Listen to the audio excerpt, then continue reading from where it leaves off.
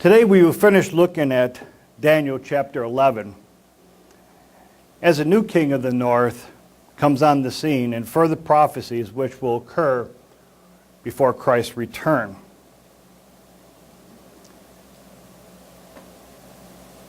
Many people want to hear about prophecy.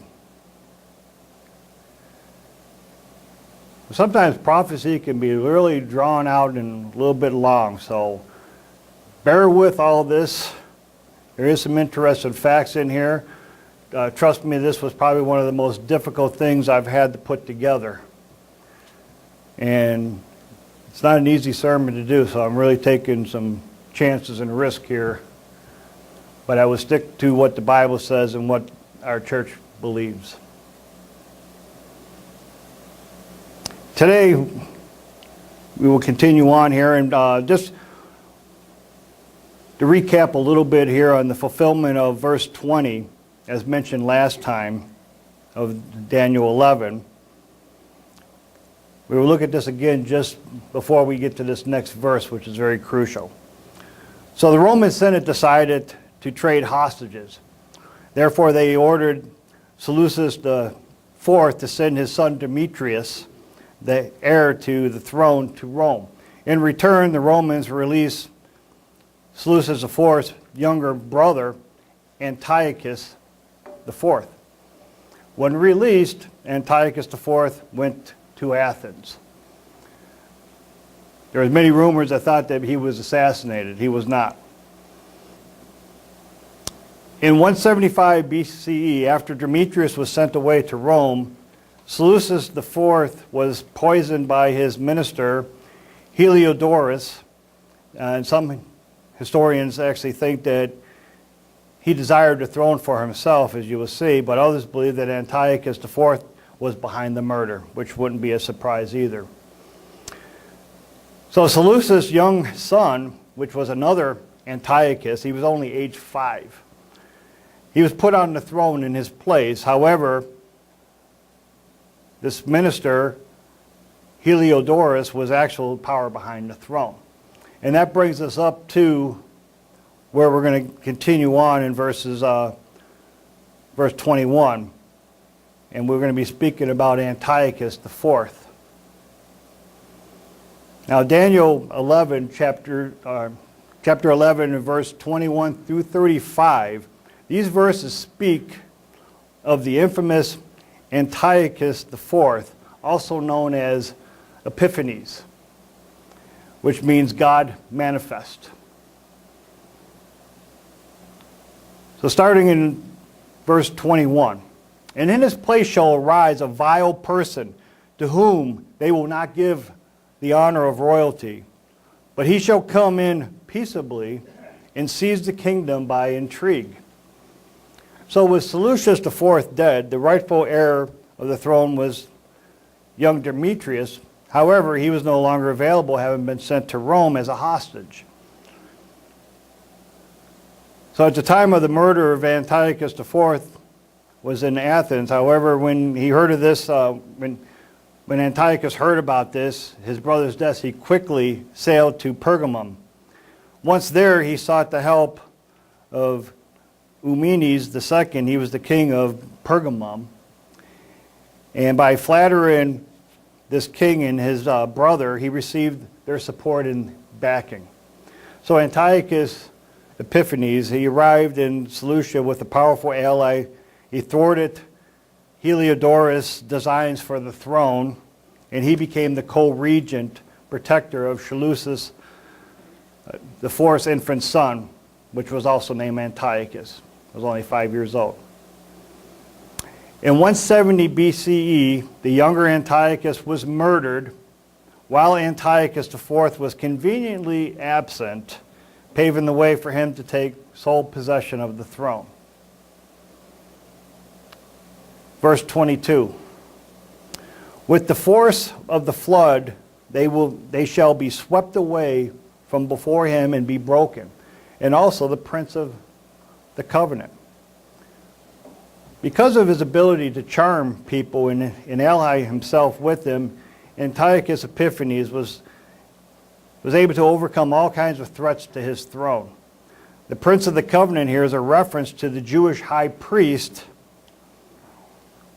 Onias III. Now, he was the high priest at that time when Antiochus IV came into the throne. Now, a brother, and this gets interesting, the brother of Onias, named Joshua, who had become Hellenized and changed his name to Jason, made a deal with Antiochus IV. See, Jason told him that he would pay Antiochus IV a large bribe if he would remove Onias and make him the high priest in his place. So Antiochus IV forced Onias out and installed his brother Jason as the high priest in Jerusalem in 174 BCE. In 172 BCE, Jason sent a priest named Menelaus to Antiochus with his tribute money. However, Menelaus took Jason's money and added some of his own money to it and bribed Antiochus IV to secure the high priest for himself. Menelaus then returned to Jerusalem. He disposed of Jason, who fled for his life. So Antiochus IV's double cross of Jason shows the true nature of his character. He was a really class act. Verse 23. I know I had some water here somewhere. There it is. Verse 23. And after the league was made with him, he shall act deceitfully, for he shall come up and be strong with a small number of people.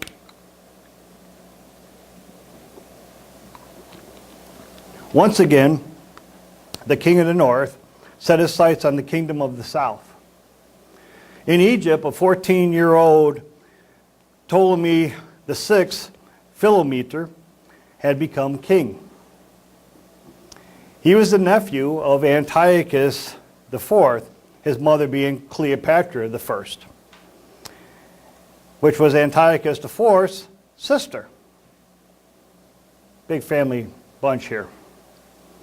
So Antiochus IV, he sought an alliance with Ptolemy VI, seeking to take advantage of what he perceived as weakness in the Ptolemaic kingdom and gain Egypt for himself.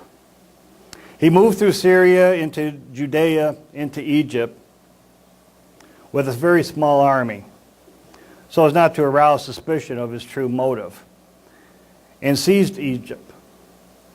His cover story that he was coming to act as a protector of his nephew Ptolemy VI. Verse 24 of Daniel 11.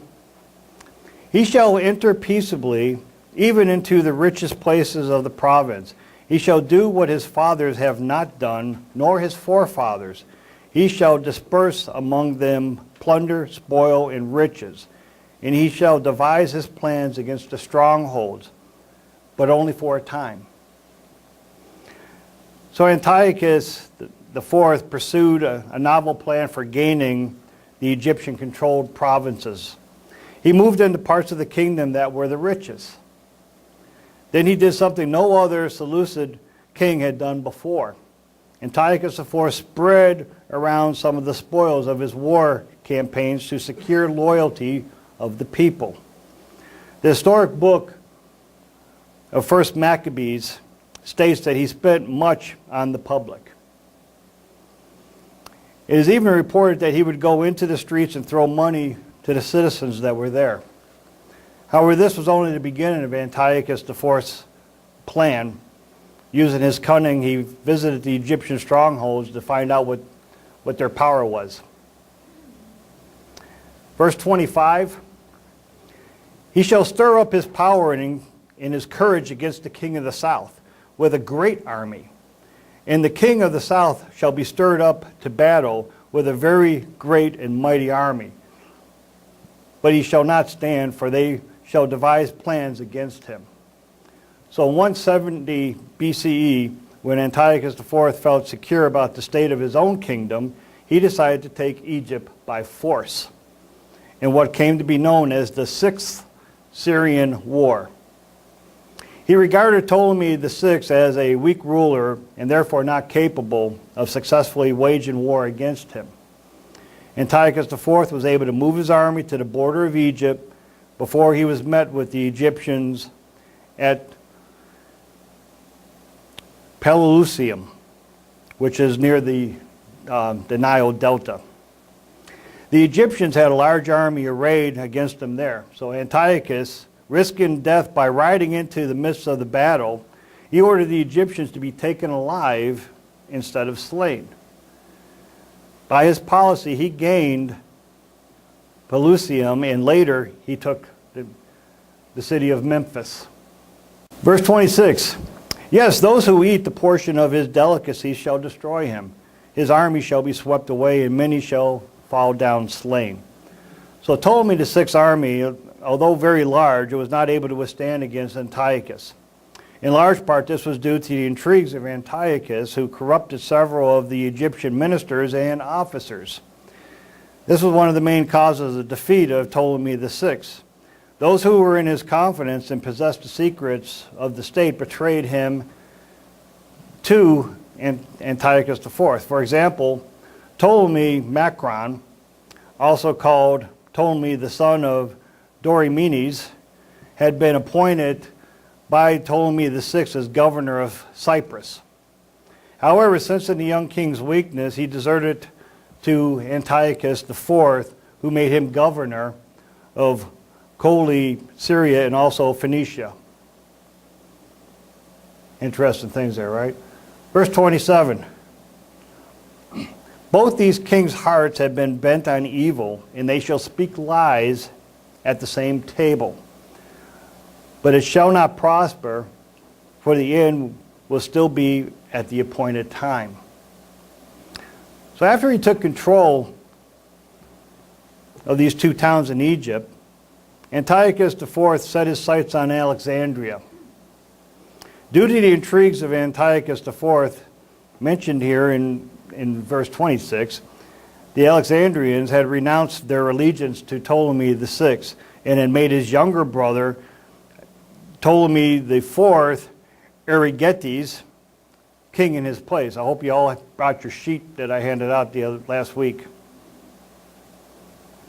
It shows all the kings. While at Memphis, Antiochus IV and Ptolemy VI had frequent conferences, sitting at the same table. Antiochus IV professed his great friendship to his nephew and concern for his interests. But his true plan was to weaken Egypt by setting the brothers against one another. Conversely, Ptolemy VI professed gratitude to his uncle for his interest he took in his affairs. He laid the blame of the war upon his minister,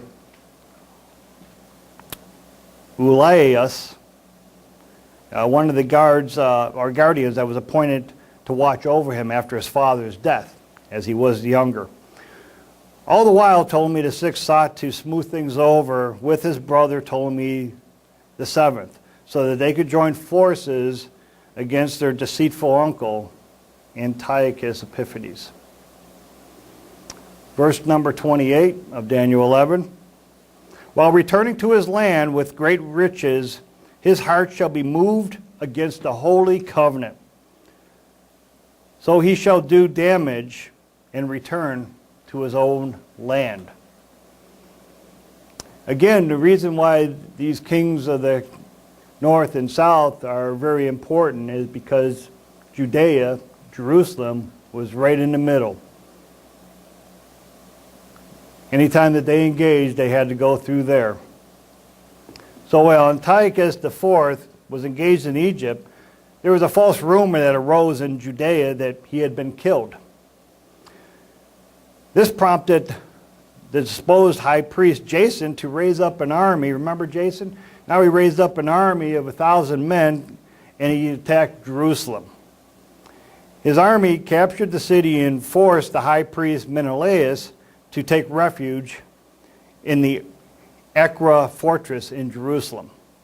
When news of the fighting in Jerusalem reached Antiochus IV, he took it to mean that Judea was in revolt against him. So Antiochus IV, he left Egypt. On his way home, he and his armies marched against Jerusalem. He commanded his soldiers to kill everyone they encountered. Everyone they encountered. Men, women, and children.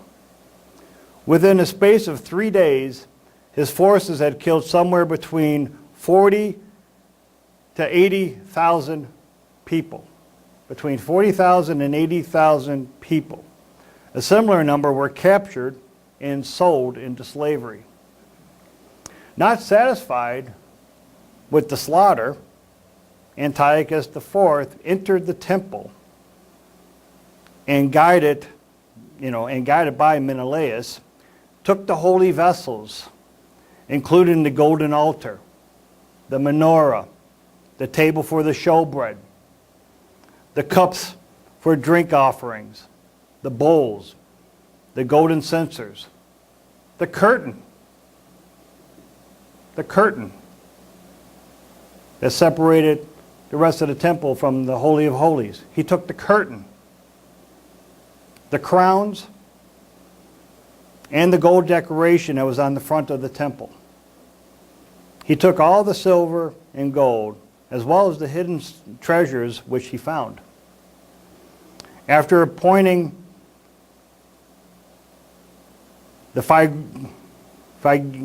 oh boy, this is a tough word. Phrygian Philip as governor in Jerusalem. So he appointed a new governor there in Jerusalem. I'm just going to call him Philip. Antiochus IV, then he returned on to Antioch. This is only the first of many things that he was going to do to Jerusalem. Daniel 11, verse 29. At the appointed time he shall return and go toward the south, but it shall not be like the former or the later. Meanwhile in Egypt, the brothers Ptolemy the 6th and Ptolemy the 7th reconciled and agreed to share power. This annulled Antiochus IV's alliance with Ptolemy the 6th and caused the loss of control over the Ptolemaic kingdom. Because of this, in 168 BCE, Antiochus IV once again sought to go to war with Egypt. However, this time he would not have the same success as he achieved previously, which is spoken about in the next verse here, verse 30. For the ships from Cyprus, or Kittim, is also known as Kittim, the ships from Cyprus shall come against him. Therefore he shall be grieved, and return in rage against the holy covenant, and do damage. So he shall return and show regard for those who forsake the holy covenant. Because they knew that he could not defeat Antiochus IV alone, the Ptolemy brothers appealed to Rome for help.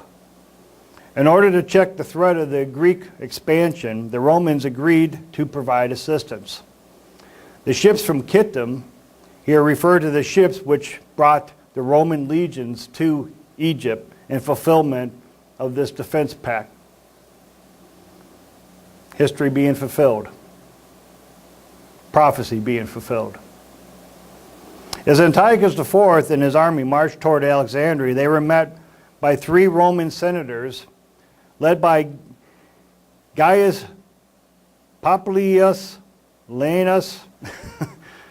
I'm just going to call him GPL for short. We'll just call him Gaius. They got some interesting names. But they met him in Eleusis, a suburb of Alexandria.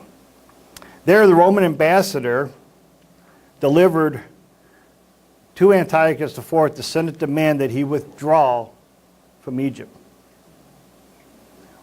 When the king requested time for consultation, Popilius drew a circle around Antiochus IV. So here's the senator. He draws a circle around Antiochus IV with a stick that he was carrying and told him not to leave the circle until he gave his response.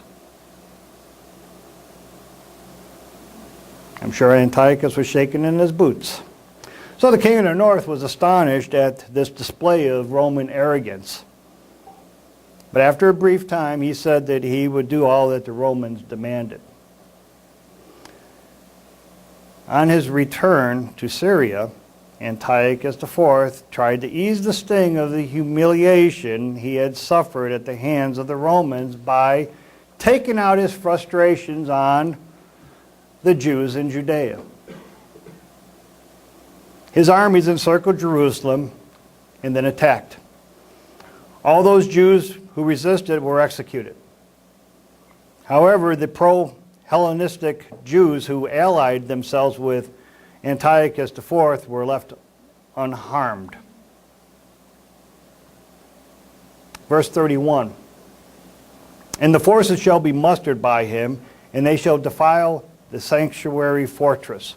Then they shall take away the daily sacrifices and place there the abomination of desolation. Antiochus Epiphanes' army desecrated the temple. They stopped the daily sacrifices.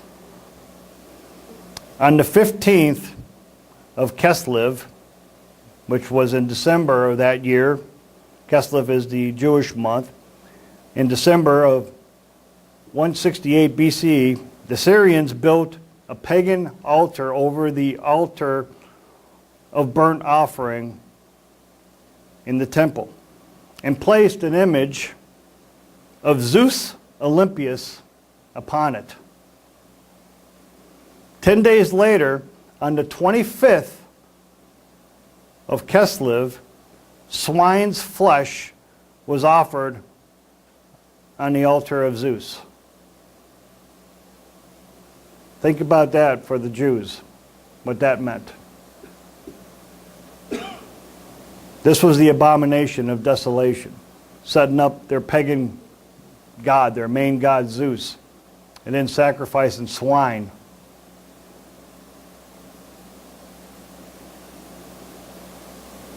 Now Daniel chapter 11 verses 32 through 35, now these verses appear to describe on one level the indomitable will and courage of the Maccabees, a family of priests who resisted Antiochus and his successor.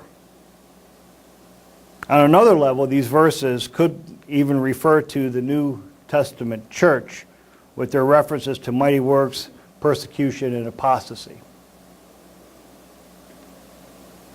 As my son was mentioning in the announcements about Tom Robinson's commentary, a lot of these things that I'm going to be reading now is from the commentary that is accessible for anybody to look at, and is very interesting information.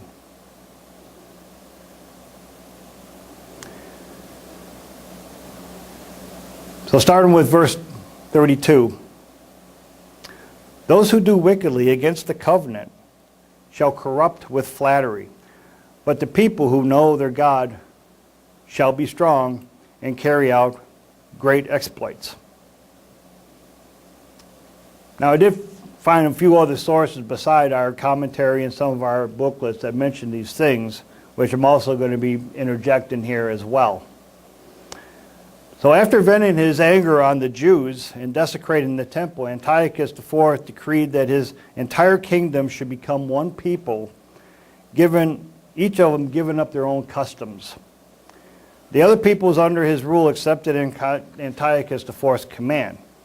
Because of his flattery, his flattering approach, many of the people of Israel also forsook the law and adopted his religion. Antiochus IV commanded a change to all the ordinances of God. No sacrifice were to be offered in the sanctuary. The Sabbaths and the feasts were to be profaned, and that the Jews were not allowed to circumcise their sons. Upon pain of death, they were commanded to profane the true religion so that eventually the law would be forgotten. Antiochus IV appointed inspectors to watch the Jews and commanded the cities of Judea to offer pagan sacrifices. Yet many in Israel stood firm and rejected the innovations of the king of the north. Now the time frame here kind of changes just a little bit. In verse 32, it's apparently dual in application, as I mentioned before. Now we're getting into some of these dual things. We all know that the abomination of desolation was dual. The type was when Antiochus had the altar of Zeus set up there. This will happen once again because Jesus Christ said it's going to happen again. So now we're into the dual stuff here now in this part of the Daniel 11.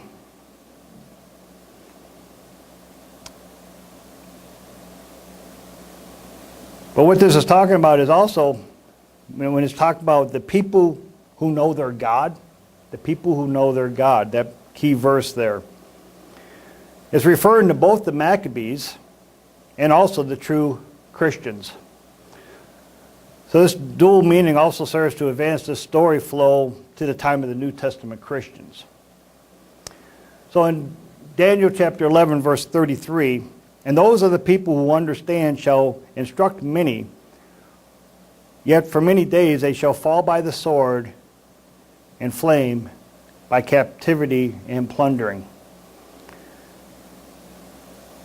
As we all know, the Christians instructed many, and they fell in death by the sword and the flame and captivity and plundering. Many Christians have been martyred since the days of Christ and the apostles.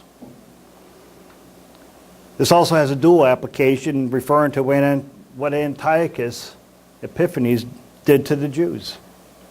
He passed laws that forbade the practice of the Jewish religion, as I mentioned before, under penalty of death. He was very cruel.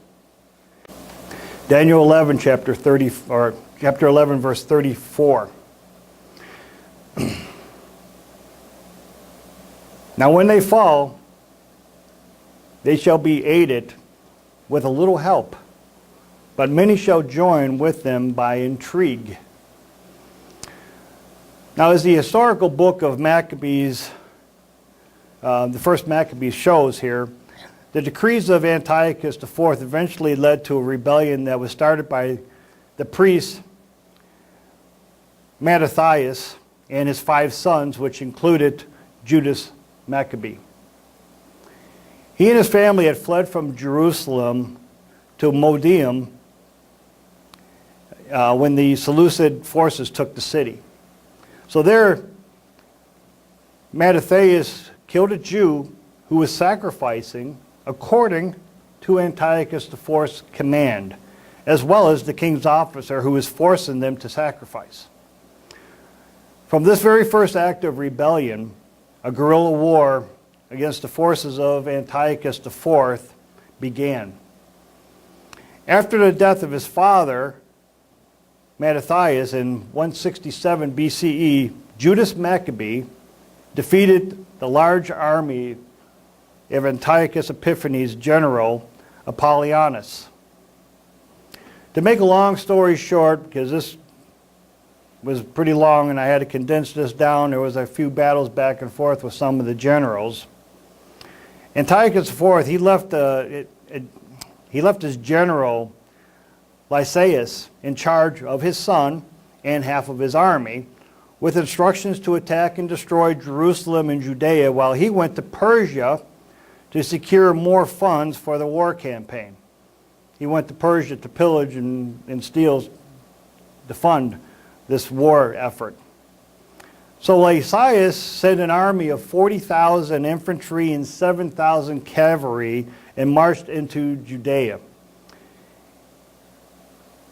40,000 infantry. Get these numbers for a minute. 40,000 infantry, 7,000 cavalry. He met the forces of Judas Maccabee, 3,000 poorly equipped men. 3,000. And they met near Emmaus. However, despite being vastly outnumbered, Judas' army routed the Syrians, killing 3,000 and putting the rest to flight.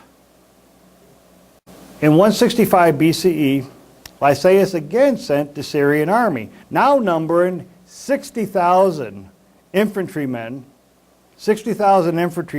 and 5,000 cavalry, against the Jewish forces, which had risen now to 10,000. This time, 5,000 Syrians were killed, and Lysias fled back to Antioch. Judas Maccabees and his army were victorious once again. And because of this great victory, Judas Maccabees and his men were able to recapture the temple. Now this is an important history right here. They defeated him a second time. They captured the temple. So the pious Jews cleansed and renewed it. They fixed up the temple. They got everything restored. And on Kislev 25th, remember that date from before, when the desecration happened, on Kislev 25th, 165 BCE, 3 years to the date after the first abominable sacrifice had been offered, the new altar was rededicated and holy sacrifices offered. The Jews celebrated the rededication of the temple for 8 days. In memory of the Jewish victory, the rededication of the temple, Judas Maccabee decreed that the feast of dedication, called Hanukkah in Hebrew, was to be observed every year thereafter for 8 days, beginning on Kislev 25. And Kislev could be anywhere between November and in December.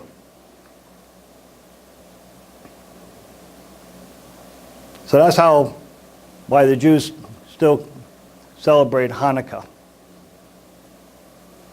In 164 BCE, Antiochus IV's army was defeated in Elymais in Persia when he attempted to plunder the city for its gold and silver. He was still out there trying to gather some riches to pay his army.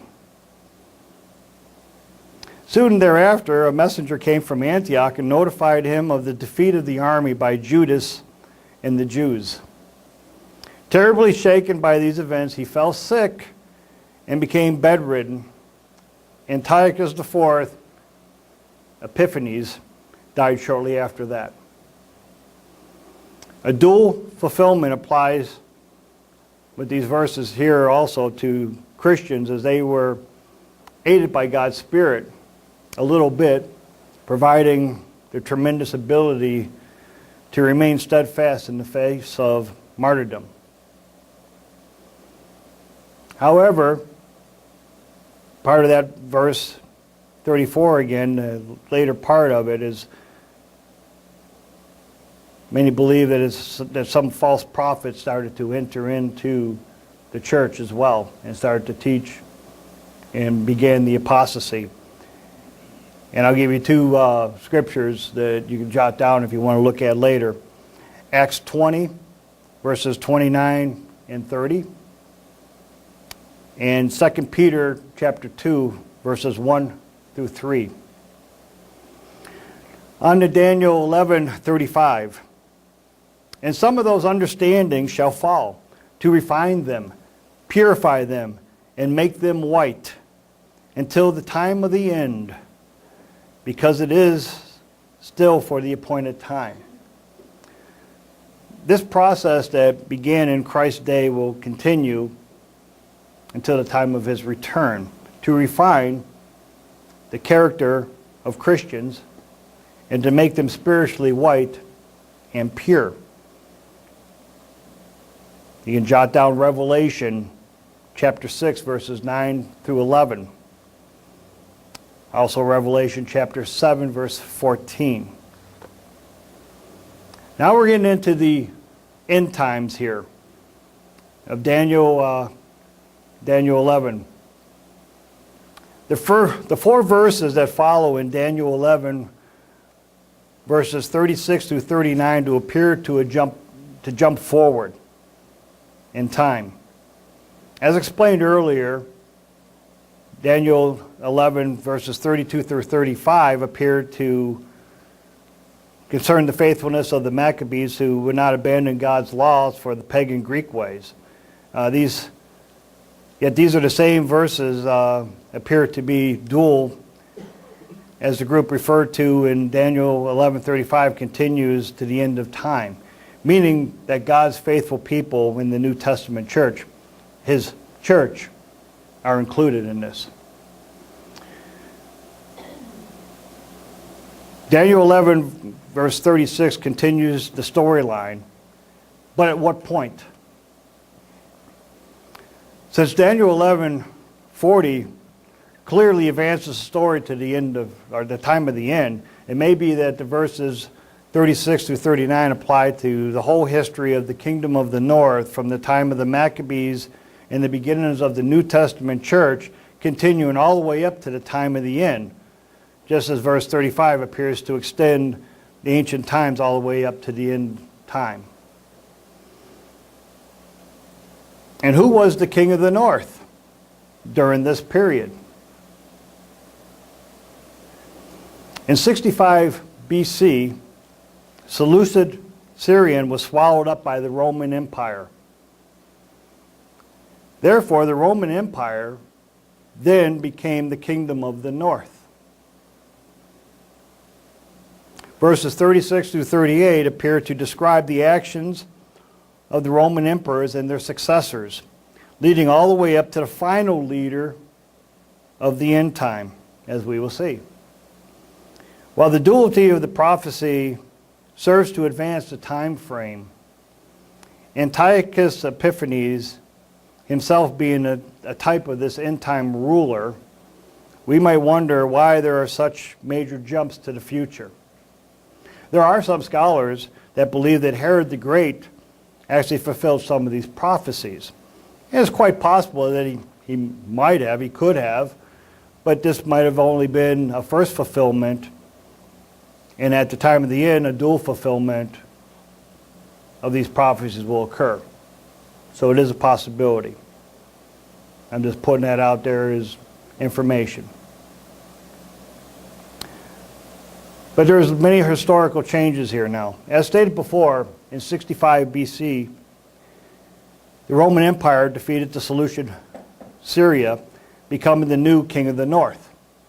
Now, a few scholars believe that Octavius Caesar, Julius Caesar's nephew, later known as Augustus, as the king of the north, they look at him as the king of the north during his battle against Mark Antony and Cleopatra, the king of the south.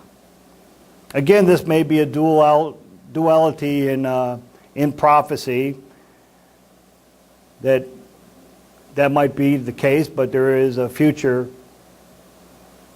fulfillment of this prophecy. During this battle, in 30 BC, Octavius defeated Egypt.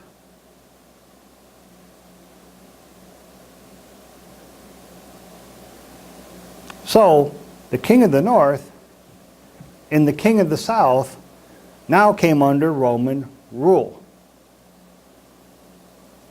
No more king of the north, no more king of the south. It's all Rome now. It's also interesting to note that the detailed early part of the prophecy seems to end before the 1st century and not to resume until the time of the end, which is referred to in Daniel 11, verse 40.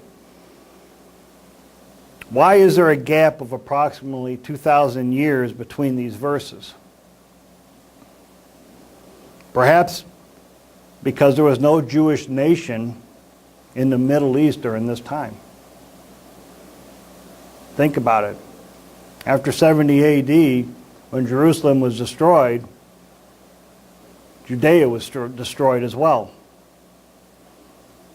However, with the founding of the State of Israel in 1948, the King of the North and the King of the South once again have a significance regarding the fate of the Jewish people in the Holy Land.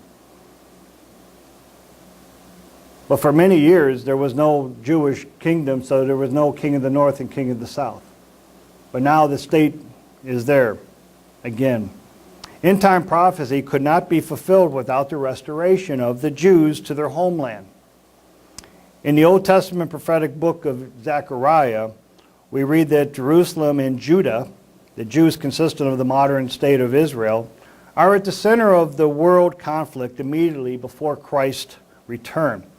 But this prophecy could not have taken place without the physical restoration of Judah, now named Israel, to some extent in the Holy Land before the time of the end.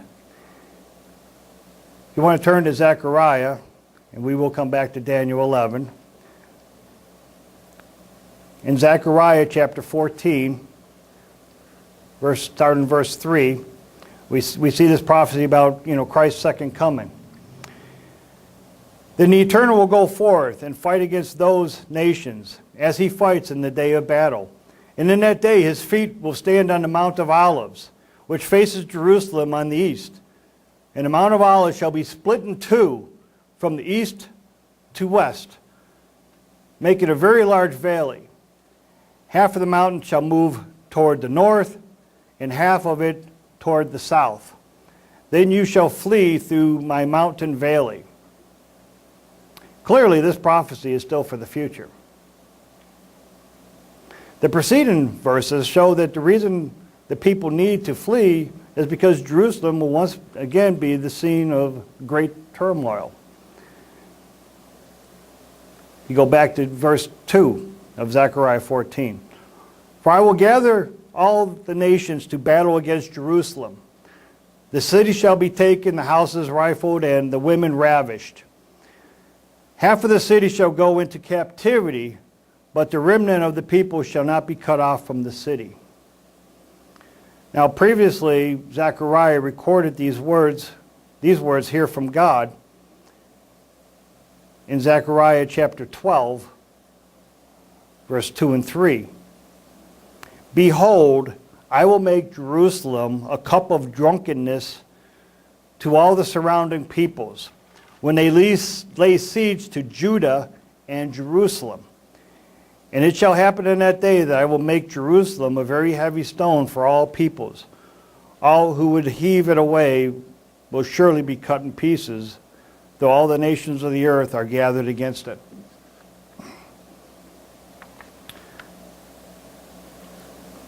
So right there is talking about Judea and Jerusalem, not the nation of Israel, which we know the lost 10 tribes are among us and other places. It's just referring to Judah. And the nation of Israel is the Jews. And Jerusalem is the capital, as our president made sure everybody knows about.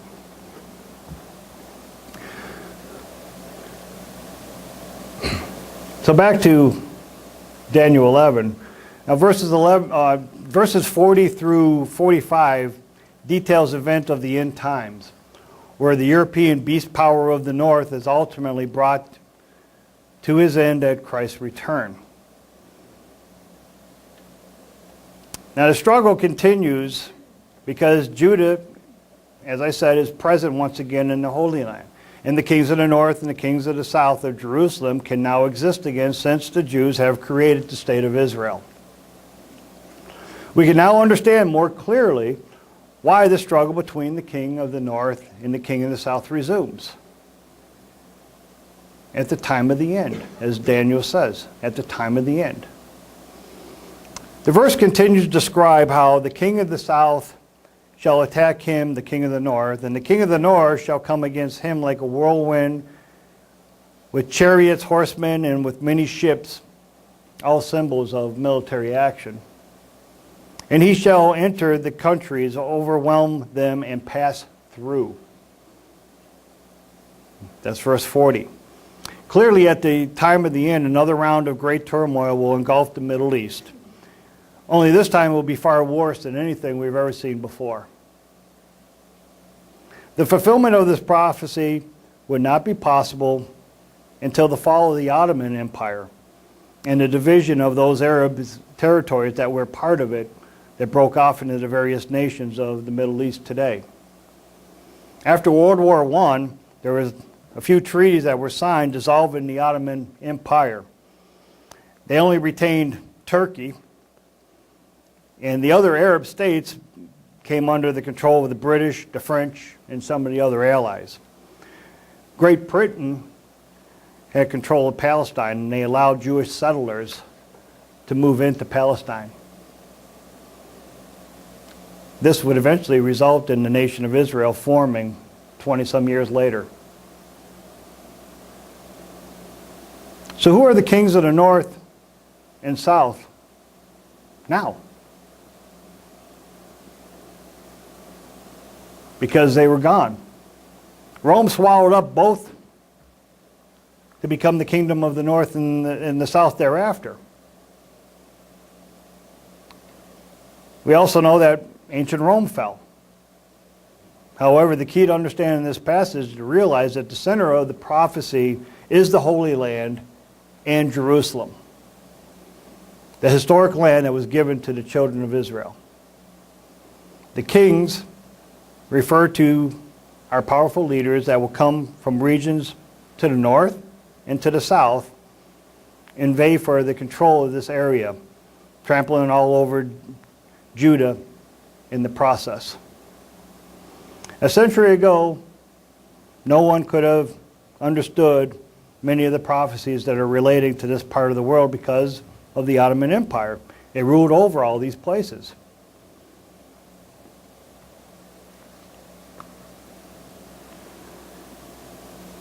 But now,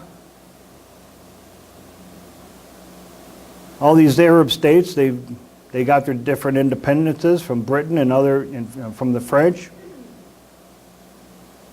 The Middle East is completely different. This fact kind of helps us to understand God's word to Daniel at the end of his prophetic book.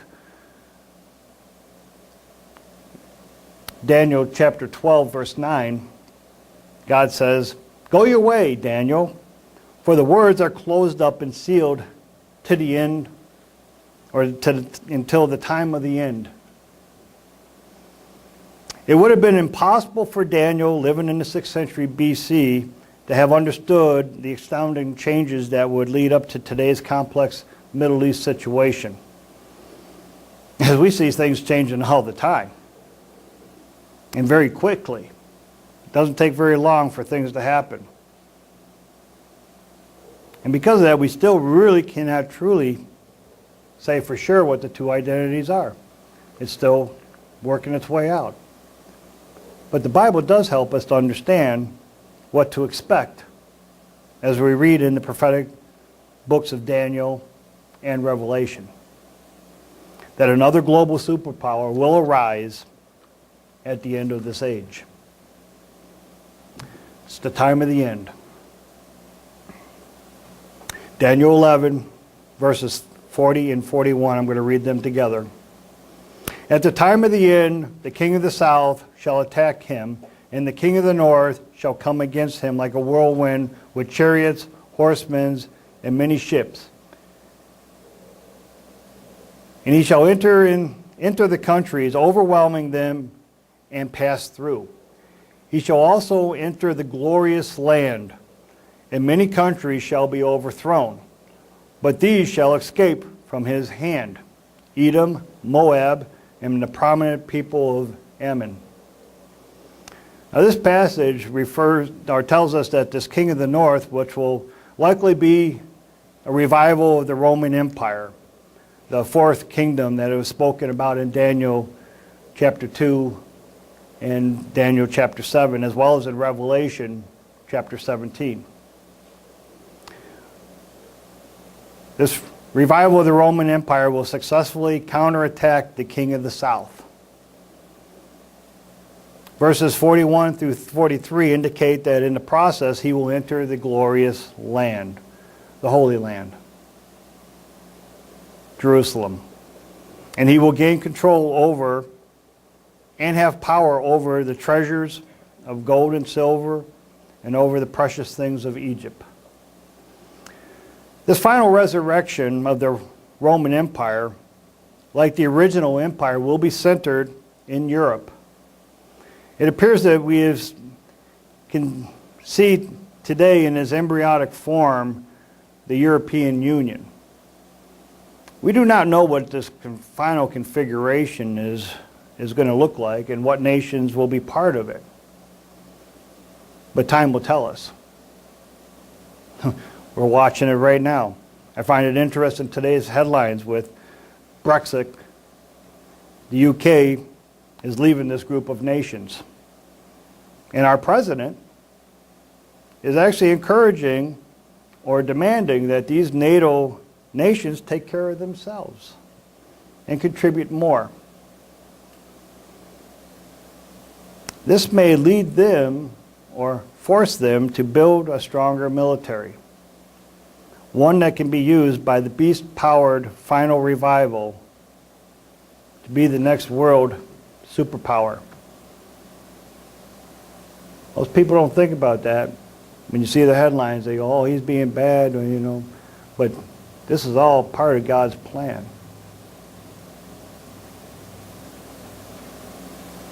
God works things out many different ways. He will work it out. He works it out through the leaders of the world that he has appointed. This end time king of the north, which is spoken of in Daniel 11, then appears to be the final ruler of this end time. European-centered superpower. The same one called the beast in Revelation chapter 17. Edom and Moab will escape the retaliation by the king of the north, while Egypt will not. It thus seems likely that a leader from Egypt may become the king of the south, or that Egypt will be part of this group of nations representing this power. It's hard to tell right now because they really don't have the might and the strength, but I'll get to the king of the south here in a moment. Another thing that I like to look at from this phrase here about Edom and Moab being spared is that for many years God's church has believed that it could be because the place of safety for God's church may be located in these nations, which we identify today as the nation of Jordan. That many of the peoples there are descended from Edom and Moab. Not that they're exclusively just there, but they are.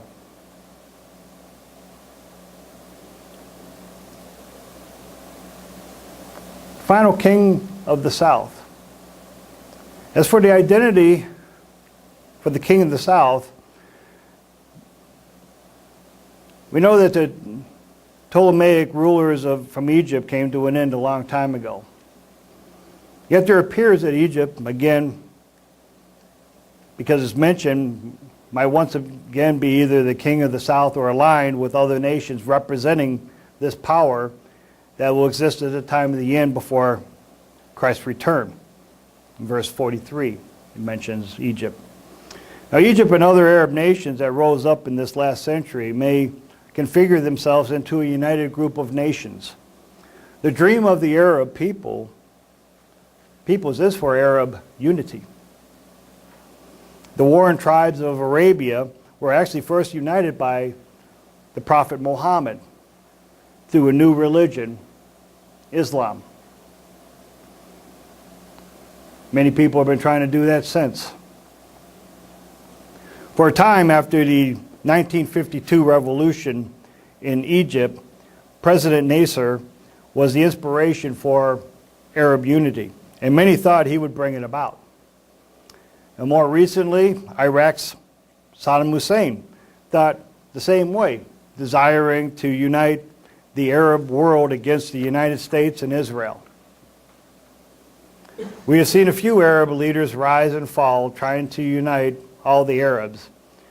Recently, it looked like as though this ISIS group was going to form the new caliphate, but it failed too. But they will not stop. This end-time king of the south will rise up to defy the west, striking out against the king of the north. Whoever the end-time king of the south might be, whether a popular figure similar to Osama bin Laden, a political leader like Saddam Hussein, or a religious figure such as the Ayatollah Khomeini, or the prophesied Islamic Messiah, Mahdi. Someone will engage in this final conflict against the West. Possibly yet another attempt to bring about the long-sought Arab and Islamic unity. It's forming. There's many people jockeying into positions. We just have to watch and wait and see how this is going to develop. But it will come from there. This king of the south will unwittingly set in motion a cascade of events that will lead to unimaginable carnage as the king of the north retaliates against them before Jesus Christ intervenes to put a stop to it. The king of the north, the European-centered beast power, will be victorious. He will invade the Holy Land and overthrow many countries. He will defeat the king of the south. The king of the south is not mentioned anymore. Among these nations, Egypt and the Libyans and the Ethiopians, whether it's the actual nations or the peoples, not clear. Continue on in verse 44.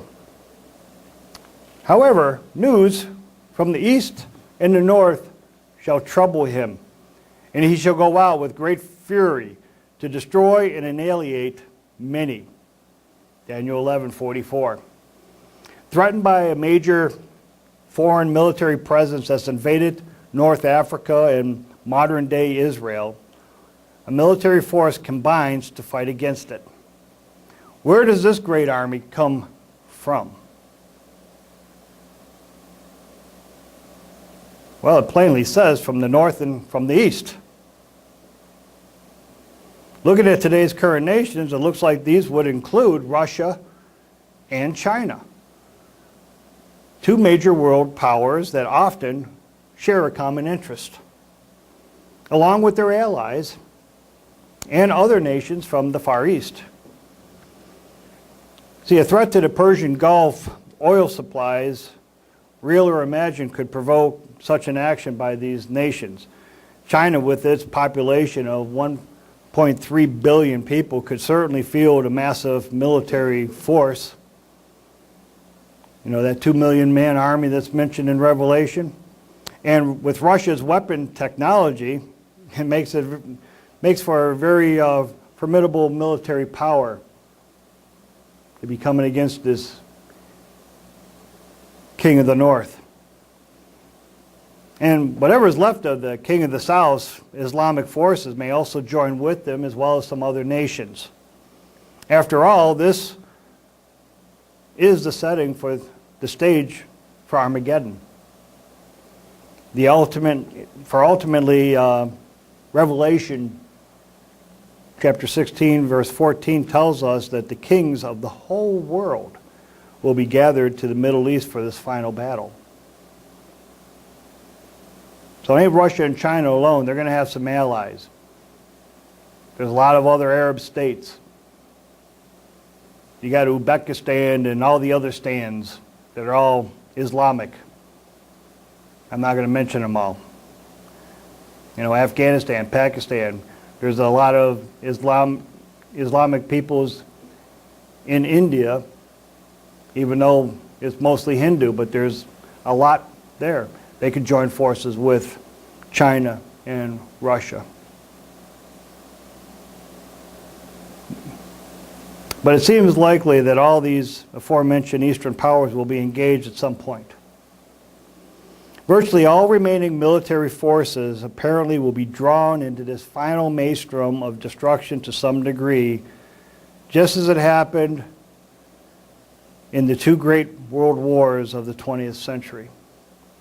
Yet ironically, this is all part of God's plan and absolutely necessary for peace to finally be established in this war-torn region.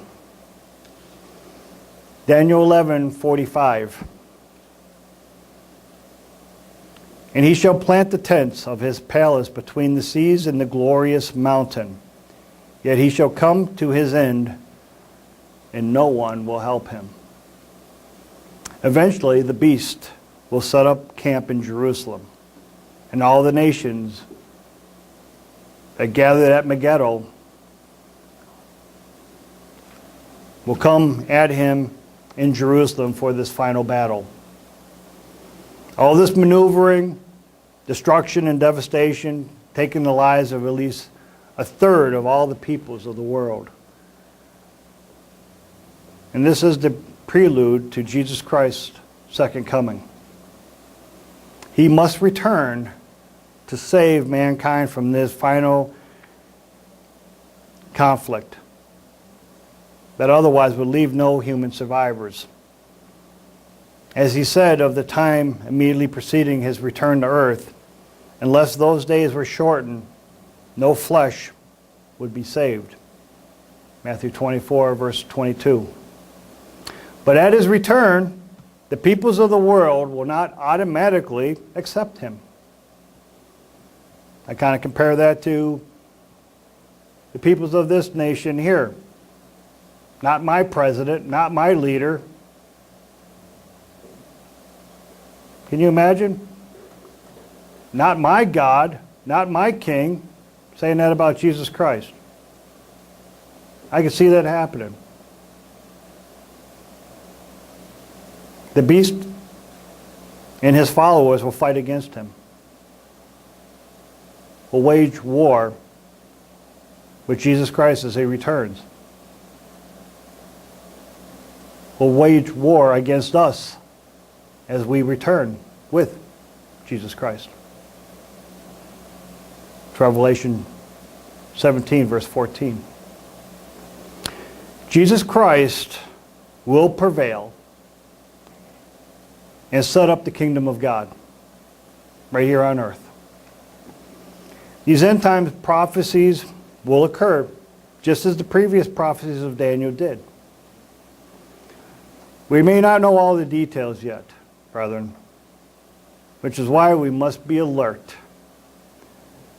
and watchful of world events. But they will be fulfilled. There are many things that are happening each week, but we are so distracted by the other news that we see on TV that we might actually miss what's important. Keep alert, brethren. It is my hope that you will continue to look at these prophecies of Daniel, study them a little bit more, dig into it, and understand that these things which he prophesied happened and will happen. And most importantly, these prophecies are from God.